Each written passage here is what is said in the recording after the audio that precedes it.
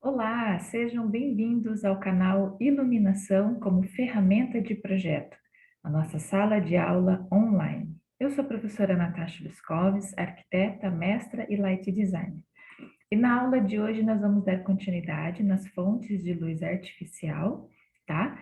E vamos falar especificamente sobre as lâmpadas fluorescentes compactas, tá? Vamos lembrar um pouquinho desse passado, né, que ainda está sendo usado, né? Mas que está sendo substituído, né, dentro do possível já pela tecnologia LED, ok? Bom, então conforme a nossa caminhada aqui dentro deste ciclo de vida de um projeto de iluminação, né, só recapitulando que projeto de iluminação não é só o fato de ir lá e projetar, não, a gente tem que vir trazendo essa bagagem de conhecimento, né? E o assunto de hoje ele ainda se enquadra aqui na parte de início do projeto, na fase 1, ou seja, está atrelada, né, no processo criativo, tá bom? Então vamos lá, nós já vimos em aulas anteriores, né, bastante conteúdo que estava aqui relacionado às características técnicas, e agora a gente está trabalhando aqui sobre, né, conteúdos relacionados a fontes de luz artificial. Nas próximas aulas a gente vai estar falando, né, especificamente da tecnologia LED. Bom, vamos falar então das lâmpadas fluorescentes compactas, né? Na última aula, né, nós falamos sobre as fluorescentes tubulares, tá?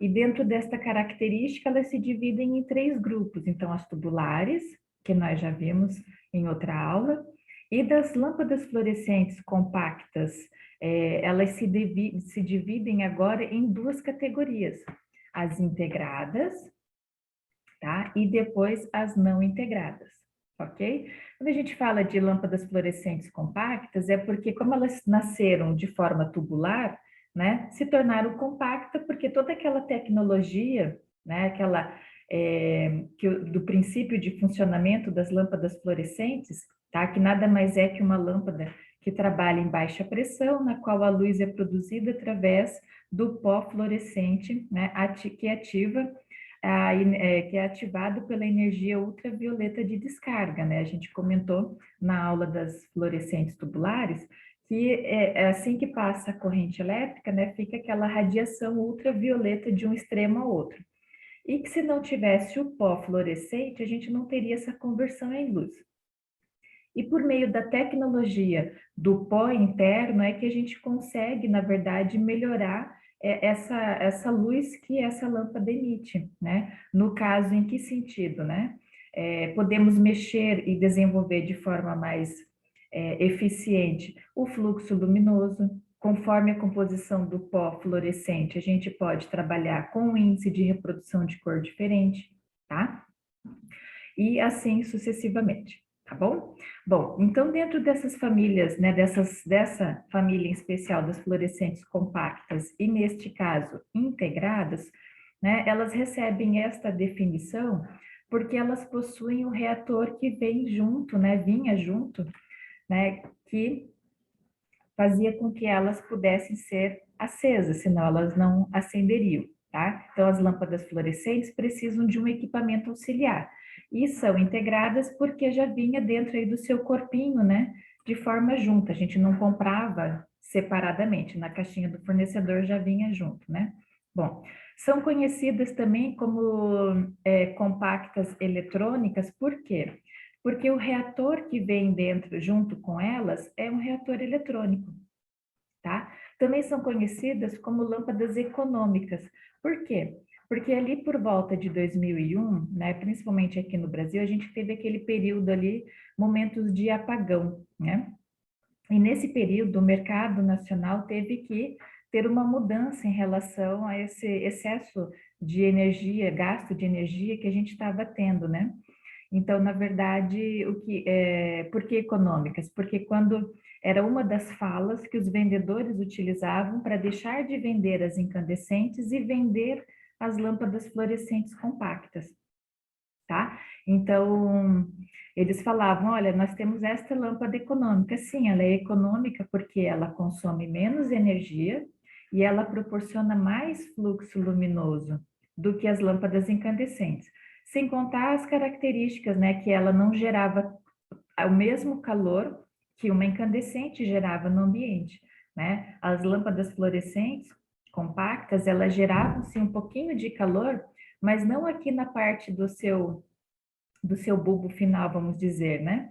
Era mais aqui assim na parte do equipamento auxiliar, porque é um componente eletrônico e ele chegava a ter uma certa temperatura. Mas nada comparado àquele calor que a lâmpada incandescente gerava no ambiente, tá?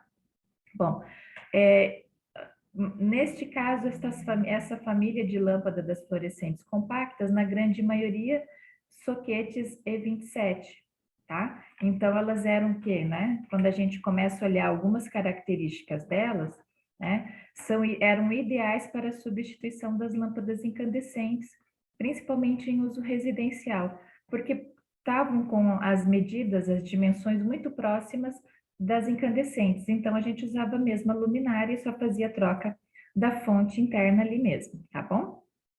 Tinha sua praticidade neste caso, né? E sem contar a grande economia de energia que elas, né, proporcionavam, ok? Tínhamos também a questão da alta durabilidade. Em que sentido, né?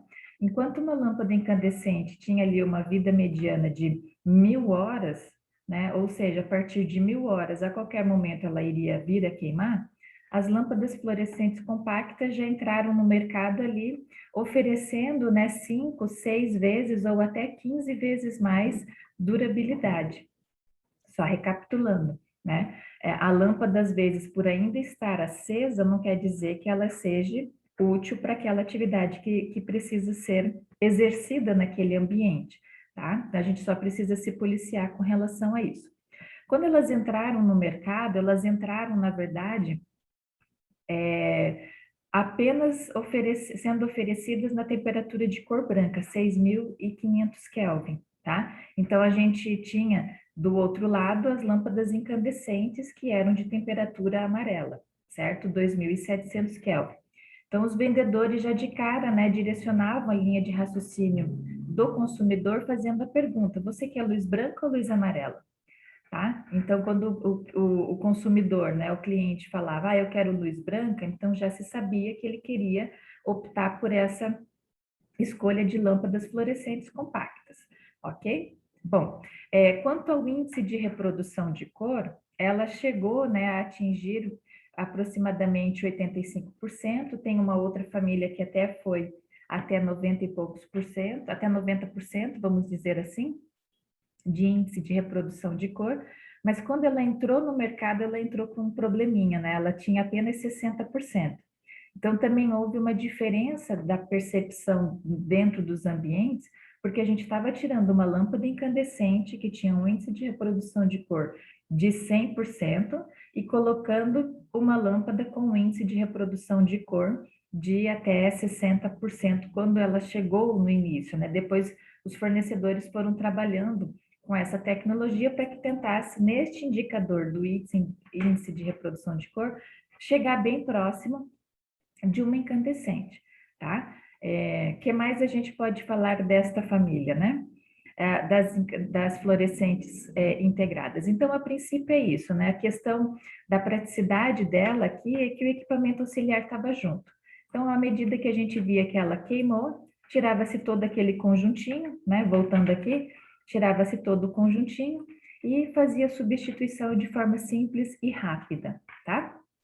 Bom, esses são alguns dos modelinhos que a gente teve de fluorescentes compactas, dentro de vários outros, né, que a gente teve quando a gente fala desse modelinho das integradas, tá? E hoje nós estamos meio que voltando nesta característica, né, de lâmpadas circulares, porque hoje, né, por conta das atividades remotas que nós estamos fazendo, né, de reuniões, de lives, a gente tem, então, aquelas luminárias que ficam ali, né, no lado, para aumentar essa claridade aqui, para poder ter uma melhor qualidade, né, da captação da própria câmerazinha ou do computador ou uma câmera à parte, né? Então, a gente meio que está voltando a esta linguagem aqui, só que com tecnologia LED, tá?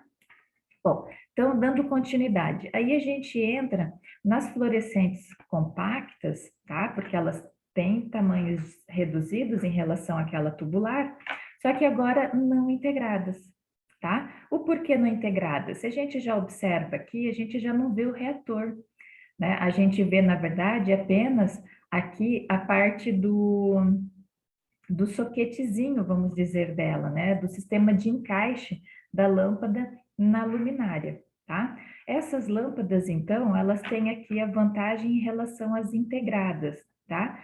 Em que sentido, tá? Assim que a lâmpada necessitar ser trocada, apenas é substituída a lâmpada.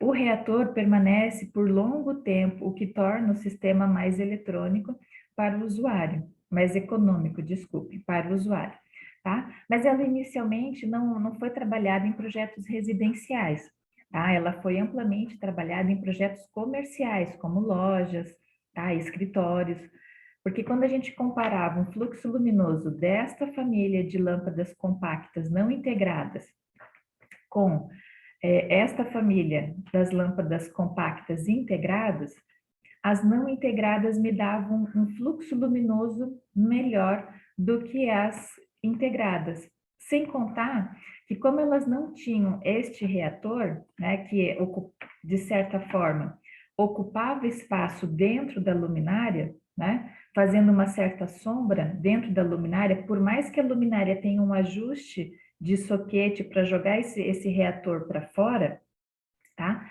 As outras lâmpadas, essa daqui que nós estamos falando, as não integradas, elas preenchiam melhor o lugar, vamos dizer assim, dessas luminárias, né? E não criava sombra de quem olhasse de baixo para cima, tá? Então a gente tinha ali um melhor aproveitamento também deste fluxo luminoso. Além de que, quando a gente olhava de forma pontual para elas, elas ofereciam um fluxo luminoso maior. Então, para projetos como direcionados para áreas comerciais, né, o que, que a gente tem que priorizar? Fluxo luminoso.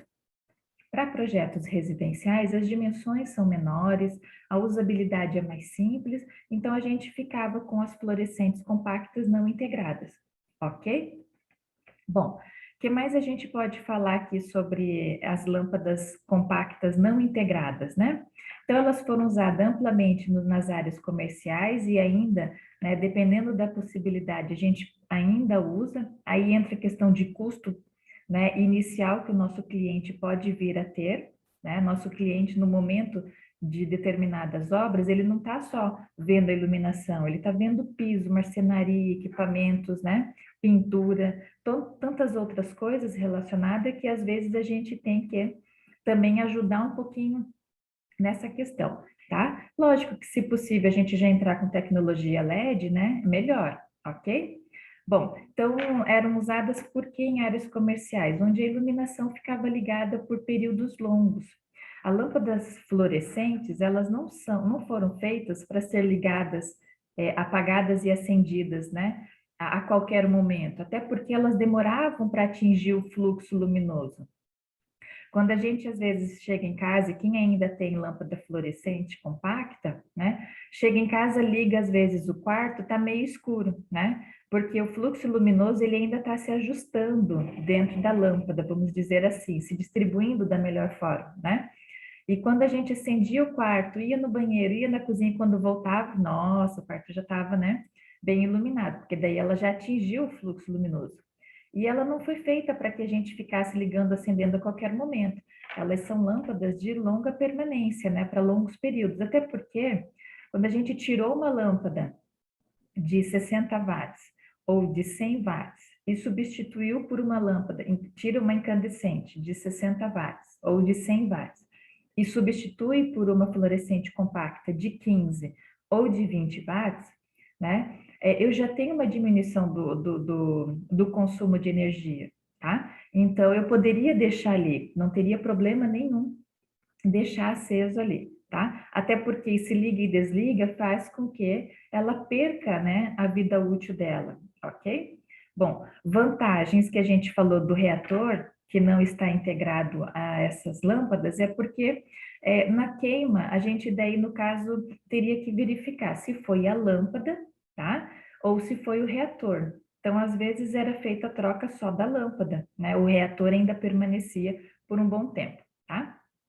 E falamos sobre índice de reprodução de cor, né? Essa família das não integradas, elas foram um aprimoramento das das integradas, que foi assim o primeiro momento, né, a ser colocado no mercado para atender aquela demanda, né, do consumo excessivo que a gente estava tendo e dos períodos de apagões, né?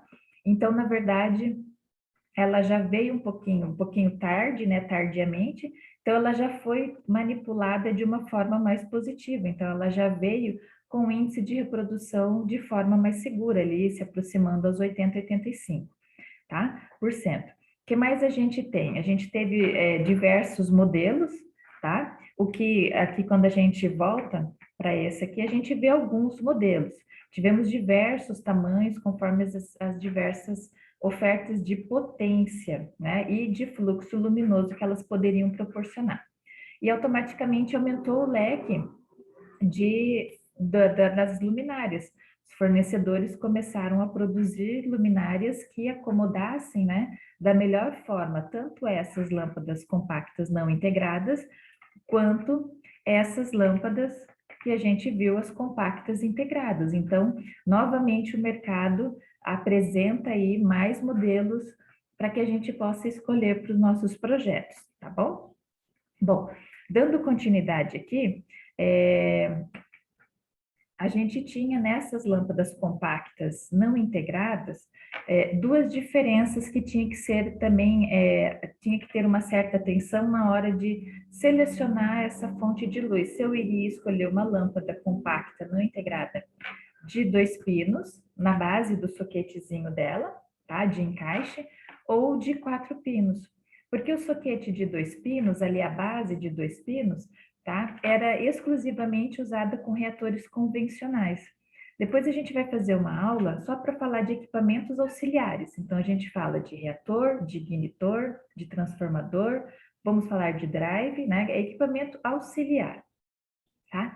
Então, a lâmpada de 2 pinos só aceitava reatores convencionais. Dentro da família dos reatores, o convencional era o mais simplesinho, né? Depois a gente começou a trabalhar com os eletrônicos, tá? Então, a gente vai ver melhor essa questão quando a gente falar exclusivamente de equipamentos auxiliares, tá? E essas lâmpadas não podiam ser dimerizadas. Por quê? Porque o reator convencional não foi preparado para isso, tá? Então, era uma situação de um projeto que daria uma boa qualidade de luz, né? Vamos dizer assim, só que ele era mais simples, tá? Eu não tinha essa flexibilidade, por exemplo, de dimerização.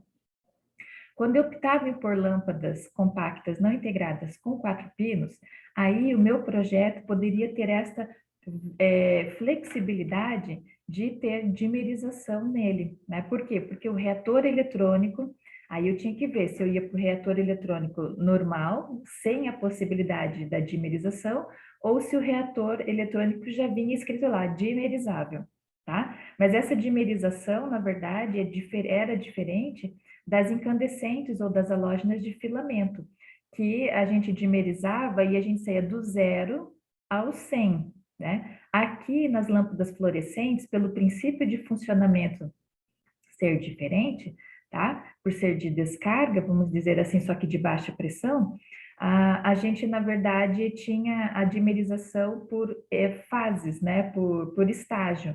Digamos, eu conseguia dimerizar 25% da lâmpada fluorescente, depois, num outro clique, eu ia para 50%, eu ia para 75% e ia para 100%. Então, eu tinha esses estágios. Não era de forma, né? De como era incandescente de 0 a 100 e eu escolhi ali uma intensidade que eu gostaria, tá bom? Bom, dentro desta família das lâmpadas fluorescentes, né? Então elas também, mesmo sendo compactas, a linha de raciocínio é como se fosse das tubulares, tá? É lâmpada fluorescente, o modelo é compacto, tá? Então a gente tinha ali consumo de energia de até 80% menor, durabilidade até 20 vezes maior, diminuindo o custo de manutenção, porque isso dentro de um projeto também tem que ser considerado, né? Quantas vezes depois o meu cliente vai ter gastos, tá? Ele já vai ter o primeiro gasto da compra desses equipamentos e depois o gasto que ele vai ter para o resto da vida, né, daquele projeto é a manutenção, tá? E aí a manutenção envolve o quê? Compra de mercadoria e mão de obra de quem for fazer essa manutenção. Então, a gente precisa também ter esse cuidado, tá bom? aquecem menos o ambiente, proporcionando conforto e sobrecarregando menos o sistema de ar-condicionado, né? Que daí a gente entra numa outra questão, aí a gente falaria sobre ar-condicionado, né? Mas quando a gente fala que aquecem menos o ambiente, lembra que eu falei, ela gerava um pouquinho de calor no reator, né? O reator em si, para funcionar, ele gera um pouquinho de calor, mas nada comparado àquele calor que a incandescente emitia, que a gente nem conseguia pegar na lâmpada com ela acesa, tá bom? Alguns modelos já poderiam ser dimerizados, como a gente viu, foram sendo trabalhada essa questão do excelente reprodução de cor, né? Mas inicialmente elas começaram ali de 60%, depois elas foram, né, se aprimorando, chegando a 80, 85, 90, e com temperaturas de cor ou com tonalidades de cores também ali, né? Inicialmente ela veio em 6.500 Kelvin, tá? E depois, contra, né, uma incandescente de 2.700. Então, a gente tinha a luz amarela e a luz branca, tá? Depois a gente começou a ver que os fornecedores começaram a oferecer também a opção de temperatura de cor amarela, tá? Porque nós temos, sim, né, um grande público que gosta de temperatura de cor amarela e um grande público que gosta de temperatura de cor mais branca, né? E aí a gente viu em uma aula específica sobre a questão da temperatura de cor. Qual é a mais indicada para um ambiente, qual é a mais indicada para outro. Tá? Qualquer coisa, voltem ali na aula de temperatura de cor, tá? E alguns fornecedores, não todos, né? Tinham, também ofertavam para a gente a temperatura de cor neutra, agora de lâmpada compacta, né? Então, a gente começou a ter três opções, né? A gente tem três opções de temperatura de cor para os nossos projetos. Então, aqui a gente teria que, nas lâmpadas fluorescentes não integradas, né? Fluorescentes compactas não integradas, a gente tinha, então, agora essa diversidade também de soquetes ou de base, tá? Com a opção, na verdade, de se atentar agora na escolha da luminária. Porque às vezes eu olhava a luminária, só que ela era fabricada em dois códigos, o códigozinho para 2 pinos e o códigozinho para 4 pinos. E se eu não me atentasse, né, como a gente já ouviu diversas vezes, né, o projetista escolhia a lâmpada fluorescente compacta de 4 pinos, mas pedia, como era de fornecedor diferente da luminária, e pedia para o fornecedor da luminária o código sem querer ali o descuido de 2 pinos. Então, quando chegava aqui, lógico que não ia entrar. O que tinha que ser feito? Ou pedir para o fornecedor que mandasse o soquete de 4 pinos e aqui fosse feita a troca, e aí uma negociação de devolver os soquetes de 4 pinos, ou esquece essa troca entre fornecedor e compra-se na região, né? Compra-se na cidade os soquetezinhos de 4 pinos e faz a troca aqui, né? Então tem que ter sempre esse cuidado para saber se está casando fonte, né, de luz artificial com o corpinho, né, com a luminária, tá? Então, era isso que eu tinha para falar sobre as lâmpadas fluorescentes compactas. Também, né, são muito queridas por muitos ainda, na verdade, por terem uma vasta, nos ajudaram, né, naquele momento de consumo de energia, tá? Então, eu finalizo por aqui. Agradeço desde já a atenção de vocês, espero ter contribuído com essas informações, né, que a gente vem estudando as famílias das lâmpadas, tá? Espero ter contribuído. E espero vê-los na próxima aula. Um abraço a todos.